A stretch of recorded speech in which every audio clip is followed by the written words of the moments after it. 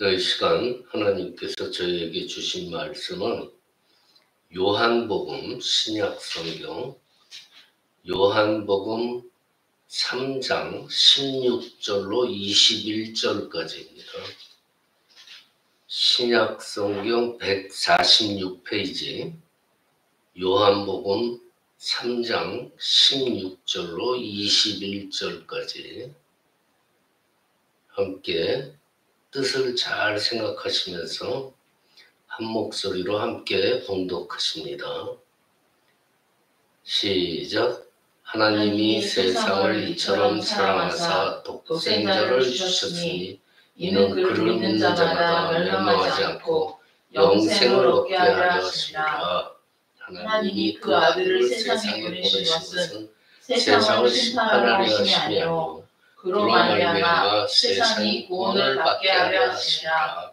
그를 믿는 자는 심판을 받지 아니하는 것이요 믿지 아니하는 자는 하나님의 독생자의 이름을 믿지 아니하므로 벌써 심판을 받은 것입니다. 그 정죄는 이것이니 곧 빛이 세상에 왔을 때 사람들이 자기 행위가 악함으로 빛보다 어둠을 더 사랑한 것입니다. 악을 행하는 자마다 빛을 미워하여 빛으로 오지 아니하나니 이는 그 행위가 드러날까 함이요 진리를 따르는 자는 빛으로 오나니 이는 그 행위가 하나님 안에서 행한 것임을 나타내려 함이라 하시니라. 아멘. 네, 오늘 주제는 영생입니다. 영생. 하나님께서 우리에게 주시고자 하는 그 영생. 그리고 이제 오늘 본문 말씀의 16절은요. 이 바이블의 핵심이에요. 성경의 핵심입니다. 하나님이 세상을 이처럼 사랑하사 독생자를 주셨으니 이는 그를 믿는 자마다 멸망하지 않고 영생을 얻게 하려 하심이라. 이것이 성경, 우리 바이블의 핵심이에요. 우리는 오늘 짧은 말씀을 통해서 하나님께서 우리 인간들한테 무엇을 주시고자 그렇게 원하시는지 알 수가 있어요. 그것이 바로 영원한 생명이에요. 사도 요한은요, 요한복음을 쓴 목적을 말해요. 근데 요한복음을 쓴 목적과 예수님이 오신 이유하고 일치해요. 요한복음 20장 31절에 오직 이것을 기록하면 너희로 예수께서 하나님의 아들 그리스도이심을 믿게 하려 하며 또 너희로 믿고 그 이름을 힘입어 생명을 얻게 하려 함이니라 그래요. 그러니까 세상 사람들이요 생명, 영생을 얻으려면은 예수의 이름을 힘입어야 된다 그랬어요. 여러분들 하나님은 영이시기 때문에 우리가 볼 수가 없어요. 그렇죠? 물리적으로 볼 수가 없어요. 하나님. 근데 하나님과 교제할 수 있는 하나님을 영적인 눈으로 우리가 볼 수 있는 방법은 뭐예요? 말씀이에요. 하나님의 말씀. 근데 하나님이 우리에게 영생을 주시고자 그토록 사랑하사 영생을 주시고자 보내신 이가 누구예요? 예수님이에요. 그럼 그 예수님은 벌써 하나님의 말씀이라는 얘기예요. 그러면 우리가 경배해야 할 대상은 물리적으로는 볼 수 없으니까 뭐예요? 하나님의 말씀을 우리가 경배를 해야 되는데 그 말씀이 바로 예수 그리스도예요. 그러니까 우리는 예수님의 힘을 입고서야 비로소 하나님께 갈 수 있다는 거죠. 그러니까 예수님도 우리들한테 이 땅에 오셔서 영생에 관해서 많은 말씀을 하세요. 그러니까 예수님만 영생에 관심하는 거 아니잖아요. 그렇죠? 우리 이 세상 사람들도 정말 영원히 살면 얼마나 좋을까 하면서 관심을 갖고 동경을 해요. 그러니까 사람들이 뭐라 그래요? 늙지 않고 정말 오래오래 더 나아가서는 영원히 살면 얼마나 좋을까 하고 기대를 해요. 관심을 가지죠. 그러면서 이제 의학기술이 발전하게 되면서 사람들의 생명이, 수명이 자꾸만 길어지잖아요. 이게 나중에는 아주 길어질 거라고 이제 예측을 하고 있어요. 그런데 하나님께서 우리들한테 주시고자 하는 영생은 세상 사람들이 말하는 그 물리적인 영생하고는 다르잖아요. 세상 사람들이 말하는 영생이라는 건요, 단순히 시간적인, 물리적인 개념이에요. 죽지 않고 영원히 사는 그 물리적인 개념의 영생이에요. 그런데 예수님께서, 하나님께서 말씀하시는 영생이라는 것은 관계적인 영생이에요. 물리적인 영생이 아니에요. 시간적인 개념의 영생이 아니에요. 관계예요, 관계. 관계가 중요해요. 하나님과의 관계를 전제로 해서 말씀하시는 게 바로 영생이에요. 하나님께서 주시는 영생이라는 건요, 하나님과 영원히 함께 함을 의미하는 거예요. 하나님과 함께 하지 않으면 거기엔 영생이 있을 수가 없는 거예요. 관계의 개념이에요, 그러니까. 전도서 3장 11절에 보면요, 사람들 마음에 이 영원함을 사모하는 마음을 주셨다 그래요. 뭐라느냐?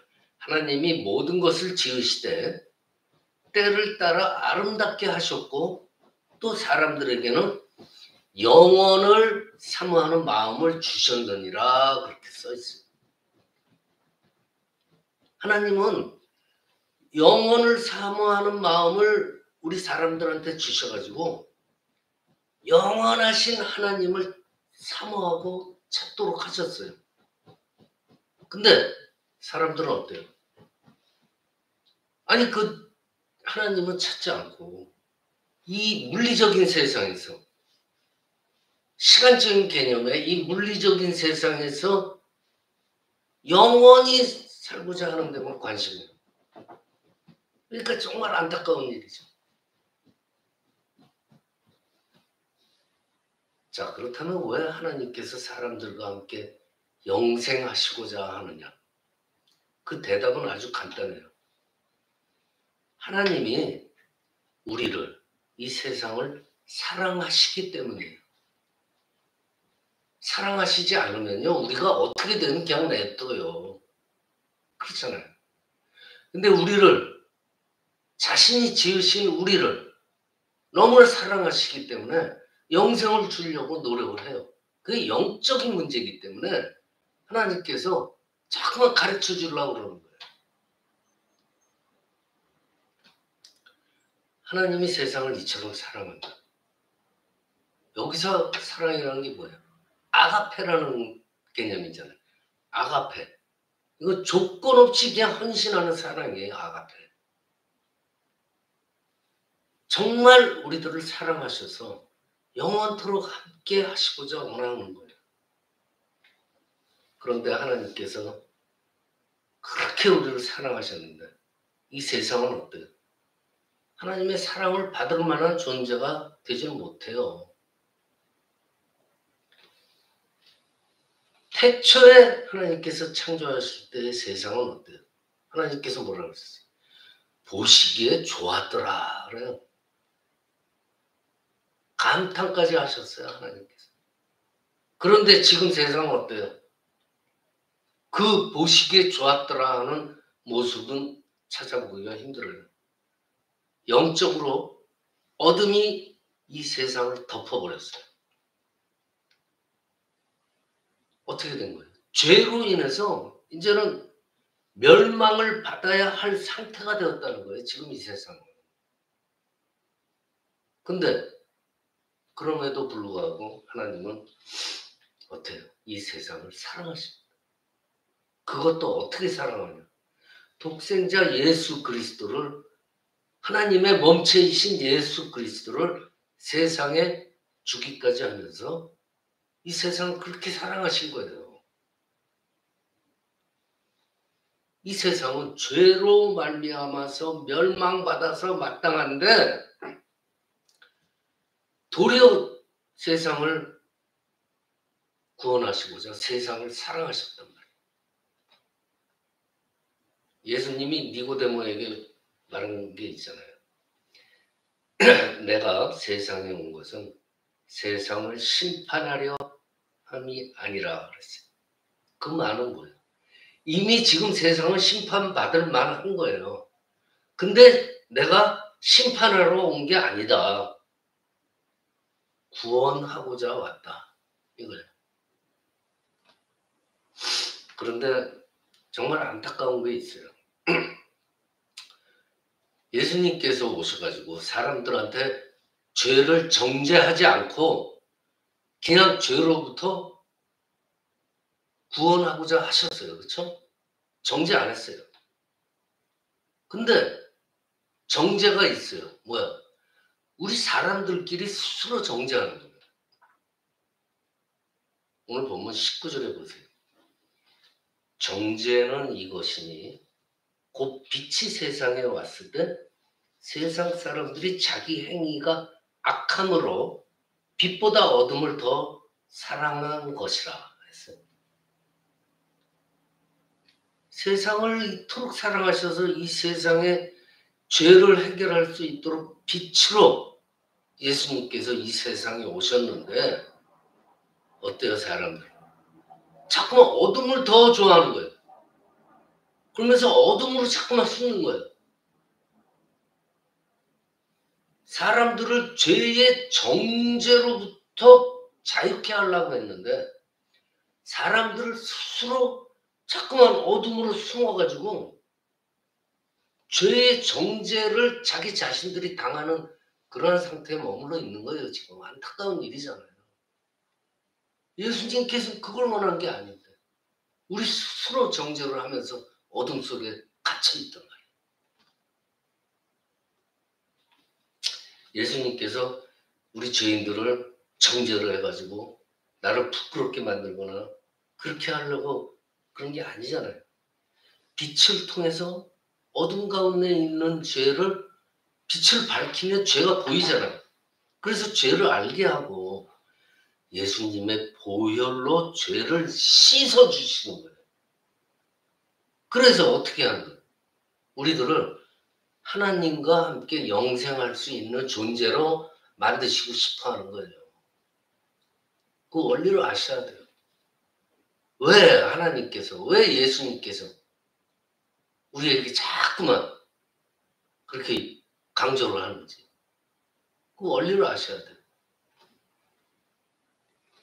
그러니까 우리가 두려워할 것이 뭐예요? 내 죄가 드러나서 그 죄로 인해서 부끄러움 또 정죄당하는 거 그걸 두려워하는 게 아니에요. 우리가 두려워해야 될 것은요. 예수 그리스도를 떠나가지고 죄의 어둠 속으로 들어가고자 하는 나의 이 본성 이걸 조심해야 된다는 거예요. 그걸 두려워해야 되는 거예요. 관계죠. 그러니까 예수님과의 관계를 자꾸만 멀어지게 하려고 하나님과의 관계가 자꾸만 멀어지게 어둠 속으로 자꾸만 들어가는 그걸 두려워해야 돼요. 그건 자기 자신도 몰라요. 그러니까 항상 깨어있고 기도하면서 자기 자신을 돌아봐야 된다는 얘기예요. 우리한테 죄가 있다면요. 원죄든 자범되든 죄가 있으면은 세상에 빛으로 오신 예수 그리스도께 가지고 나와야 된다는 얘기예요. 주님께서는 정죄하지 않아요. 사하여 주셨어요. 이미 주님의 보혈로. 그러니까 정죄를 무서워하면 안 돼요. 예수님께 나오는 순간 그 죄는 없어져요. 예수님께서 벌써 이미 깨끗게 해줬어요. 그러니까 우리가 죄가 있다고 해서 그것을 숨기려고 자꾸만 어둠으로 들어가면 안 돼요. 죄가 있을 때는 예수님께 무릎 꿇고 나와야 돼요. 그때가 죄가 있을 때예요. 죄가 느껴질 때, 예수님께 나올 때. 그러면 예수님께서 그 죄를 사해 주시고 하나님과 영원히 살 수 있는 그 영생의 길로 우리를 인도해 주신다. 우리가 심판이라고 그러잖아요. 심판이라는 건요, 어떤 법조문 내지는 일정한 기준이 필요하죠. 그렇죠? 그래서 거기에 대해서 심판을 하는 거예요. 근데 하나님은 한마디로 뭐예요? 사랑이에요. 사랑. 하나님은 사랑이라고 했어요. 그래서 하나님께서는 공의로운 사랑으로 우리를 심판하시는데 그 하나님의 말씀이 이제 기준이 되겠죠. 그러면 그 말씀으로 내려오신 분이 누구예요? 주님이에요. 예수 그리스도. 그래서 영이신 하나님 아버지께서 아무도 심판하지 아니하시고 심판을 누구한테 다 맡겼어요? 말씀이신 예수 그리스도께 다 맡긴 거란 말이에요. 그러니까 하나님께서 우리를 직접 심판하지 않으세요. 우리가 예수께로 나아갔을 때 우리가 심판을 받고 영생을 얻는 거예요. 아버지의 뜻대로 행하는 자라야 천국에 들어간다고 그랬어요. 그렇죠? 마태복음 7장에 그렇게 나와 있어요. 아버지의 뜻대로 행하는 자라야 천국에 들어간다. 근데 아버지의 뜻이 뭐예요? 우리가 알 수 있는 거 아버지의 뜻을 어떻게 알아요? 말씀이잖아요. 말씀이신 주님. 즉 결론이 뭐예요? 우리가 순종하고 경배드려야 할 유일하신 대상이란 말이에요. 그 관계를 명확히 아시고 이해를 하시고 우리 신앙생활을 해가셔야 됩니다. 말씀을 정리합니다. 하나님은 우리들을 정말로 사랑하세요. 그래서 죄인된 사람과 영원히 살기를 원해서 우리의 죄를 해결해 주시려고 독생자 예수님을 세상에 보내시고 어떻게까지 했어요? 십자가에 못 박으셨어요. 이 영생이란 건 하나님과 관계라고 그랬죠. 관계가 끊어지면 영생이라는 개념 자체가 없어지는 거예요. 관계를 하나님과 맺으면서 살아가는 것이 바로 영생이에요. 그렇기 때문에 하나님과 함께하는 지금 이 시간이 바로 우리 죽어서의 영생이 아니고 지금 이 시간도 영생이 되는 거란 말이에요.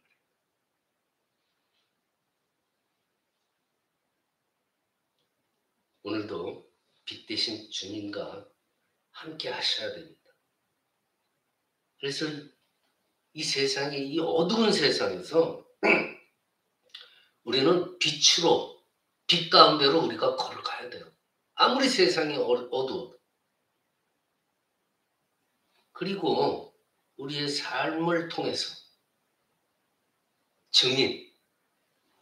증거할 수 있는 그러한 증인의 삶을 살아갈 수 있기를 이 시간 축원합니다.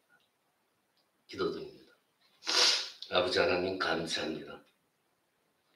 우리의 죄를 해결해 주시고자 독생자 예수님을 세상에 보내시고 십자가에 못 박으신 것을 압니다. 아버지 하나님, 우리들에게 죄가 있을 때 그 십자가에 못 박히신 예수님께 무릎 꿇고 나오며 주님께서 그 죄를 사해 주시고 영생의 길로 인도하심을 믿사옵나이다. 어둠이 만연한 이 땅에 빛 가운데로 걸어갈 수 있도록 저희를 인도하여 주시옵기를 간절히 바라오며 거룩하신 우리 주 예수 그리스도의 이름으로 기도드리옵나이다. 아멘.